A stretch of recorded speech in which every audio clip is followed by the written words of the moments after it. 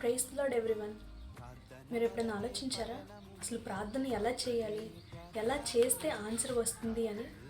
అయితే ఒక మాట, ప్రార్థన అనేది దేవునితో మాట్లాడడం, దేవుని స్తుతించడం, దేవునికి కృతజ్ఞతాస్తుతులు చెల్లించడం. ప్రార్థన అనేది దేవునితో కమ్యూనికేట్ చేయడానికి అదొక మార్గం.